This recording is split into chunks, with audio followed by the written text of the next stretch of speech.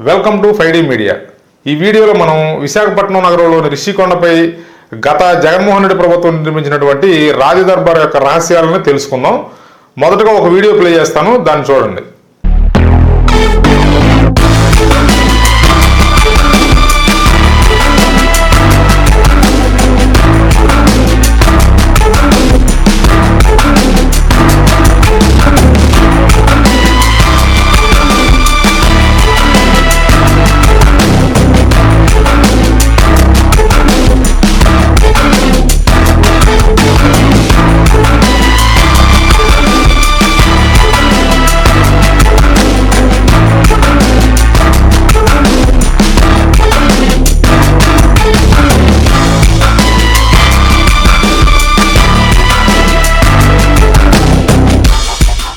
ఈ రిషికొండ రాజదర్బార్ యొక్క రహస్యాలను తెలుసుకునే ముందు ఒకసారి 2019లోకి వెళితే, అప్పట్లో జగన్మోహన్ రెడ్డి గారి ప్రభుత్వం కొత్తగా కొలువు తీరినప్పుడు వాళ్ళు ఒక ప్రకటన చేశారు. అంటే 2014 నుంచి 2019 వరకు చంద్రబాబు నాయుడు గారి ప్రభుత్వంలో మినరల్ వాటర్ రూపేణ చాలా డబ్బును వృధా చేశారు. కాబట్టి మేము ఆ హిమాలయ, అంటే అప్పట్లో చంద్రబాబు నాయుడు గారి మీటింగుల్లో కానీ ఏమైనా రివీల్ చేసినప్పుడు కానీ వాళ్ళ టేబుల్ మీద ఒక pink colour bottle, mineral water bottle కనపడేది మనకి. అది హిమాలయ కంపెనీకి చెందింది. అది చాలా ఖరీదైంది. మేము కేవలం కిన్లే వాటర్ బాటిల్, అంటే 20 రూపాయలకే బాటిల్ వస్తుంది, మేము దాన్ని తీసివేసి ఇది వాడుతున్నామని, అంటే మేము గత ప్రభుత్వం దుబారా చేసింది, మేము చాలా పొదుపు మంత్రం పాటిస్తాం అని చెప్పడం వాళ్ళ ఉద్దేశం అనమాట. దానికి ఇంత హడావుడి చేసి మేము మినరల్ వాటర్ అది చేసాం ఇది చేసామని చెప్పి వాటి మీద ప్రోగ్రామ్స్ తయారు చేసి వాటిని సోషల్ మీడియాలో కూడా రన్ చేయడం కూడా జరిగింది. అంటే ఇది 2019 విషయం చెప్తుంది. దానికి సంబంధించిన వీడియోలు కూడా ఇప్పుడు యూట్యూబ్లో మీరు కొట్టి చూస్తే మీకు కొన్ని వీడియోలు కూడా ఉంటాయి. అంత పొదుపుగా ఉంటాం మేము అని చెప్పిన ప్రభుత్వం తర్వాత సంవత్సరాల కాలం తర్వాత ఇక ఈ రిషికొండ మీద అప్పటికే ఒక రిసార్ట్ ఉండేది ఇక్కడ, హరిత రిసార్ట్, దాన్ని డెమాలిష్ చేసి ఇక్కడ ఈ రాజదర్బార్ నిర్మించడానికి పూనుకున్నారు. అంటే ప్రభుత్వం ఏర్పడిన సంవత్సరాల తర్వాత దీన్ని మొదలు పెట్టారన్నమాట. అప్పట్లోనే దీనిపై హైకోర్టులో, తర్వాత నేషనల్ గ్రీన్ ట్రిబ్యునల్లో చాలామంది కేసులు వేయడం జరిగింది. ఎన్ని కేసులు వేసినా ఏం చేసినా వాళ్ళు ముందుకు వెళుతూనే ఉన్నారు. దాన్ని కోర్టులను తప్పుదోవ పట్టించారు. తర్వాత కొంతమంది, అంటే ఇక్కడ లోపల ఏం జరుగుతుందో ఫోటోలు తీసి మనం కోర్టుకి సబ్మిట్ చేయడానికి కూడా అవకాశం లేకుండా ఇక్కడ పోలీస్ పహారక పెట్టడం ఎన్ని చేస్తుంటే, కొంతమంది గూగుల్ మ్యాప్స్ ద్వారా ఫోటోలు తీయడం ఎన్ని చేస్తున్నారని చెప్పి తవ్వేశారని చెప్పి గూగుల్ మ్యాప్స్ ద్వారా ఫోటోలు తీసి కొంత ఆ రిషికొండ తవ్వేసినటువంటి ఫోటోలు సంపాదించారు.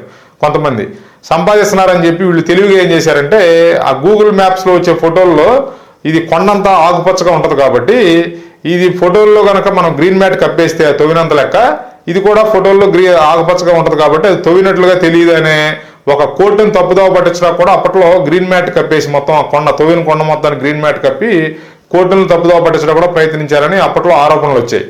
అయినా ఏది పట్టించుకోకుండా వీళ్ళు ముందుకు వెళ్ళడమే జరిగింది. దాన్ని, ఆ రాజదర్బార్ని కట్టడాన్ని ఆల్రెడీ ఈ మధ్యకాలంలోనే టూరిజం మంత్రి గారు రోజా గారు దాన్ని ప్రారంభించడం కూడా జరిగింది. అప్పట్లో మేము చెప్పిన విషయం ఏంటంటే, అంటే మొదట్లో దీన్ని రిసార్ట్ అన్నారు, తర్వాత కొంతకాలానికి ఇది 5 స్టార్ హోటల్ అన్నారు, తర్వాత కొన్ని రోజులకి ఇది సీఎం క్యాంప్ ఆఫీస్ అన్నారు. ఇట్లా దీని మీద మీడియా ప్రతినిధులతో కానీ ఇలా దీని గురించి ఎవరైనా ఇన్ఫర్మేషన్ అడిగితే అధికారులు కానీ ఇలా చెప్పుకుంటూ వచ్చారు. కానీ రోజా దీన్ని ఓపెన్ చేసిన సందర్భంలో ఒక మాట మాట్లాడింది.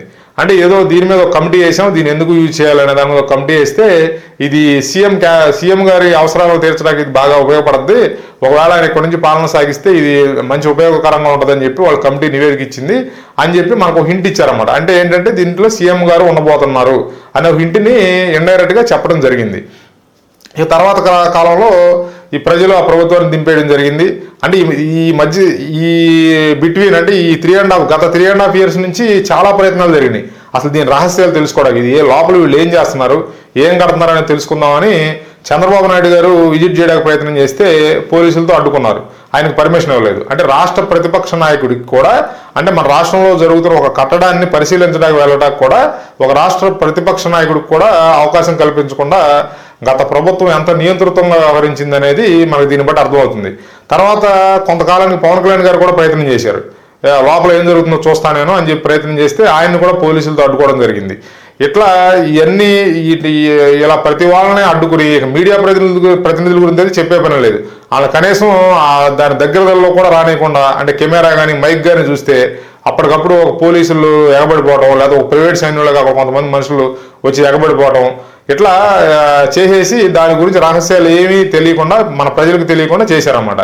ఇప్పుడు ఏమైందంటే ప్రభుత్వం మారిపోయింది కాబట్టి ఇప్పుడు గంటా శ్రీనివాసరావు గారు మీడియా ప్రతినిధులు తీసుకుని ఈ భవనం లోపలికి వెళ్ళడం అయితే జరిగింది. ఈరోజు లోపలికి వెళ్ళిన మీడియా ప్రతినిధులు ఆశ్చర్యానికి గురవడం వాళ్ళ వంతయింది. అంటే లోపల ఉన్నటువంటి ఫర్నిచరు, ఆ కట్టడాలు, ఆ యూజ్ చేసినటువంటి మార్బుల్, గ్రానైట్, అంటే కోట్లాది రూపాయలు ఖర్చు చేసి ఆ నిర్మించిన భవనాలు, అంటే మొత్తం 7 బ్లాకులుగా దీన్ని నిర్మించినట్టు చెప్తున్నారు. 7 బ్లాకులు కూడా అంటే గతంలో మన ప్రాంతాలను పరిపాలించినటువంటి రాజుల యొక్క ఆ రాజ్యాల పేర్లని 7 బ్లాకులకి ఒక్కోదానికి ఒక పేరు పెట్టారని చెప్తున్నారు. లోపల కమ్మోడి కోసం, అంటే ఇది కూర్చోడానికి వెళ్ళే కమ్మోడికి 6 నుంచి 7 లక్షల రూపాయలు ఖర్చు పెట్టారని, బాత్ టబ్కి 36 నుంచి 37 లక్షల రూపాయలు ఖర్చు పెట్టారని ఆ మధ్య కూడా వార్తలు వచ్చాయి. ఇప్పుడు వీళ్ళు లోపలికి వెళ్ళి చూసిన తర్వాత ధృవీకరించుకోవడం కూడా జరిగింది. ఇట్లా దీనికి మొత్తానికి కలిపి ఒక సుమారు 500 కోట్ల రూపాయలు ఖర్చు చేసినట్లు చెప్తున్నారు. దీని కట్టడం యొక్క ప్రధాన ఉద్దేశం ఒకసారి చూద్దాం. గతంలో రాజులు కూడా కొండల మీద ఎత్తైన ప్రాంతాల్లో వాళ్ళ కోటలను నిర్మించుకుని నివసించేవారు. ఆ కొండ కింద అండ్ ఆ కోట కింద చుట్టూ నగరాలు విస్తరించి ఉండేవి. ఇప్పుడు ఈయన మనస్తత్వం కూడా, ఈ జగన్మోహన్ రెడ్డి గారి మనస్తత్వం కూడా ఈ రాచరిక మనస్తత్వంతో దీన్ని నిర్మించినట్టుగా మనకు అనిపిస్తుంది. ఇక్కడ పరిస్థితులు చూస్తుంటే ఒక ఎత్తైన ప్రాంతంలో ఆయన అన్ని పగడబందీగా నిర్మించుకుని ఆ పైనుంచి ఆ పరిపాలన కొనసాగించే విధంగా ఇట్లా చేశారనేది మనకు అనిపిస్తుంది. దానికోసం దీన్ని నిర్మించారని మనకు అర్థమవుతుంది. అట్లాగే ఈ మధ్యన ఒక సలార్ సినిమా అనే ఒక సినిమా వచ్చింది ప్రభాస్ది.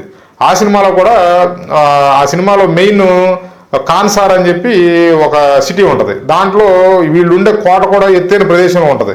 మీరు గమనించండి.